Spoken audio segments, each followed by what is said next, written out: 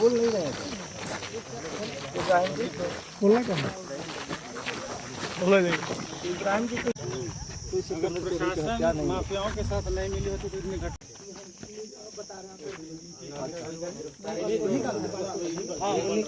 किनका घर है, यही ना तोड़ रहे थे, यही नहीं टूटा यहाँ से बन रहा था, ये तोड़ के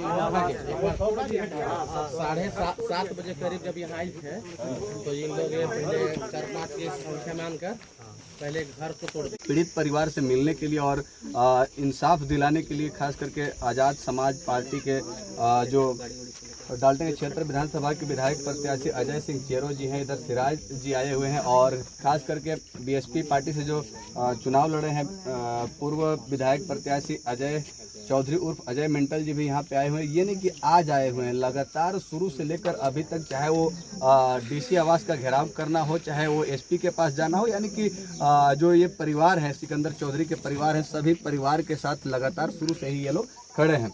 आइए अजय सिंह चेरो साहब से बात करेंगे और जानेंगे सर, आज आप लोग यहाँ पे आए हुए हैं खास करके मृतक सिकंदर चौधरी के घर के लोगों से मिलने के लिए, क्या लग रहा है यहाँ पे आकर के जब मिले जुले बातें सुने, कैसा लग रहा है कि इस तरह की घटनाएं, खास करके समझिए कि लॉ एंड ऑर्डर का तो कुछ पालन ही नहीं किया जा रहा है, अब जब जिसे मन करे उसको लोग निकाल करके बंदूक ठोक दे रहे हैं, तो इस पर प्रशासन को क्या कहेंगे और क्या कार्रवाई होनी चाहिए?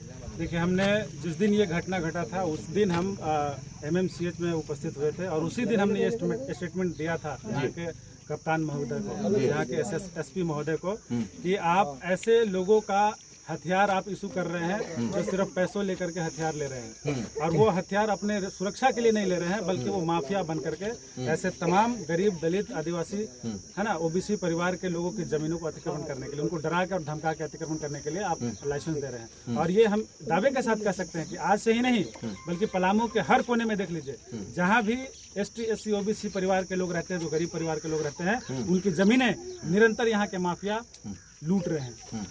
और ये पिछले जब उपायुक्त थे तब उनके पिछले जो SP महोदय थे या उपायुक्त महोदया थे, उन पे ये आरोप लगा है कि करोड़ों रुपया का लेन देन करके माफिया लोगों को अरबों रुपया का फायदा पहुंचाया गया है। और आज हम ये आपको आपके चैनल के जरिए कह रहे हैं कि आज जिन 128 माफियाओं का लिस्ट तैयार किया गया है, अगर यहाँ के उपायुक्त महोदय में और यहाँ के SP महोदय में अगर ताकत है तो 2 इंसान पे वो गिरेबान डाल के दिखा दे हमको।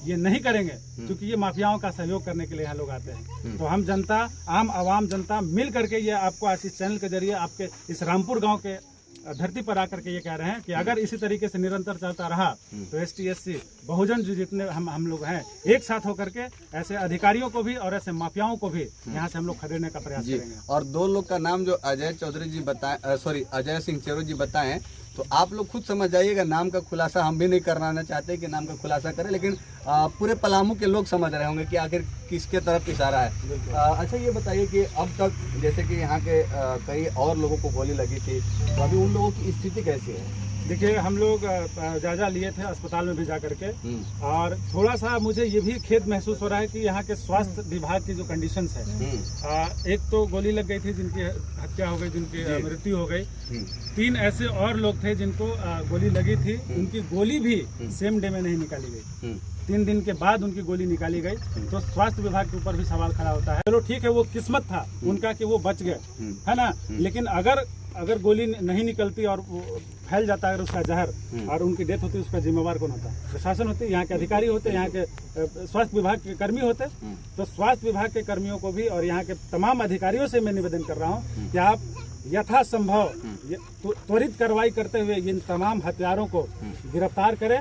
और जिस तरीके का अभी हम मीडिया में भाषण सुन रहे हैं, जिस तरीके का लोग उलूल जुलूल बयान दे रहे हैं, है ना, इसको जातिवाद पे लेकर जा रहे हैं, बाबू साहब क्षत्रिय और फलाना और ठिकाना, तो ये बर्दाश्त नहीं होगा। इंसानियत देखिए, आप इंसानियत के नाते कुछ लोग का जैसे अभी खास करके ये सिकंदर चौधरी को इंसाफ दिलाने के लिए जो धरना प्रदर्शन किया गया था, उस खबर को हम चलाए थे तो बहुत सारे वैसे लोगों का कमेंट आया जिसमें ये भी लिखा गया कि यहाँ के स्थानीय विधायक आलोक कुमार चौरसिया जी वोट बैंकिंग कर रहे हैं जब पीड़ित परिवार से मिलने के लिए पहुंचे। तो देखिए कुछ कुछ आरोप अभी भी लग रहा है, जैसे हम अभी मुलाकात किए कुछ लोगों से, हाँ। तो कुछ ऐसे लोग हैं जो जिनकी नीति ही है कि फूट डालो और राज करो। क्योंकि सर ये भी जानना चाहेंगे, क्योंकि वो स्थानीय यहाँ के विधायक है, तो पीड़ित परिवार से मिलना तो उनका कर्तव्य है, वो तो मिलेंगे ही, लेकिन मिलने के बाद भी इसमें राजनीतिक तो नहीं होनी चाहिए।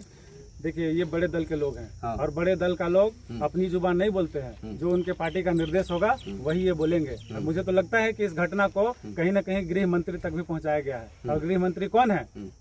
राजनाथ सिंह। वो किस फैमिली से आते हैं?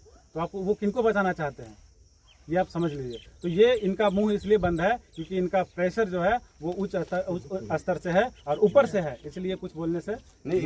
इनका मुंह तो खुला है सर, ये तो पीड़ित परिवार के साथ है, इनके बारे में क्या है? बिल्कुल पीड़ित परिवार के साथ हैं। हाँ। लेकिन अब जो मैसेज आ रहा है उसको ठंडा करने की कोशिश की जा रही है। ये मैं नहीं कह रहा, यहाँ के लोग कह रहे हैं, क्या भाई, है ना? तो ये लोग कह रहे हैं। सही बात है, सही बात है, सही बात है जी बिल्कुल सही बात है। ठंडा करने की बात चल रही है जी। अगर ठंडा नहीं होता तो अब तक गिरफ्तारी सारे लोगों की क्यों नहीं हुई है? उनको सजा क्यों नहीं मिला? अभी और लगभग कितने लोगों की गिरफ्तारी होनी चाहिए? देखिए जो घटना स्थल पे बता रहे थे लोग कि 30 से 35 संख्या में लोग आकर के गोलीबारी किए थे, है ना? 30 से 35 संख्या में लोग आकर के गोलीबारी किए थे। तो वैसे सारे लोगों को चिन्हित किया जाए जो इस घटना में थे और इस घटना को अंजाम दिया है। जी।